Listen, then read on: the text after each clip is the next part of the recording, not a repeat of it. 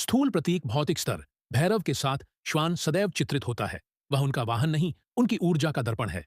श्वान सतर्क है, भयमुक्त है, परंतु विनम्र है। वह अपवित्र स्थानों से नहीं डरता, श्मशान में भी सहज बैठता है।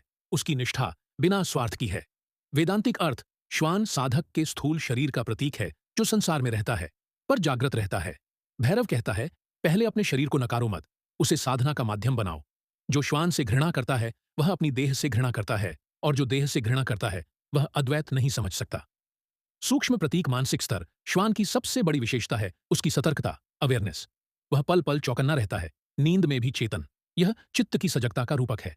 अद्वैत में यह साक्षी भाव है। भैरव साधना का आरंभ इसी से होता है। जो भीतर देखता है वही जागा है।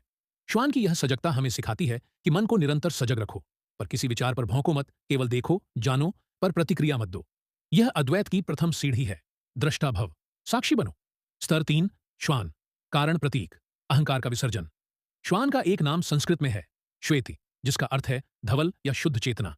पर यह शुद्धता तब आती है जब वह अहंकारहीन हो। कुत्ता अपने अस्तित्व को लेकर दंभ नहीं रखता। वह राजा के द्वार पर भी बैठ सकता है और भिखारी के पास भी। भैरव का यह संकेत है। जब तक साधक में भेदभाव और श्रेष्ठता का भाव है वह मुझ तक नहीं पहुंच सकता। अद्वैत में यही अहंकार लय है। जब साधक यह जानता है कि मैं भी वही चेतना हूं जो उस श्वान में है, उस भिक्षुक में है, उस ब्रह्म में है, यही शिवत्व का द्वार खोलता है। स्तर 4, भैरव परम प्रतीक तुरीय अवस्था।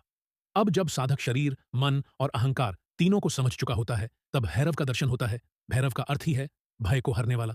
भैरव वह अवस्था है जहां कोई द्वैत नहीं बचता, न पवित्र न अपवित्र, न देवता न दानव, न मैं न तू। इस बिंदु पर श्वान और भैरव एक हो जाते हैं। कुत्ता अब बाहर नहीं, वह भीतर की सतर्क चेतना है। और भैरव अब मूर्ति नहीं, वह तुम्हारा स्वयं का रूप है।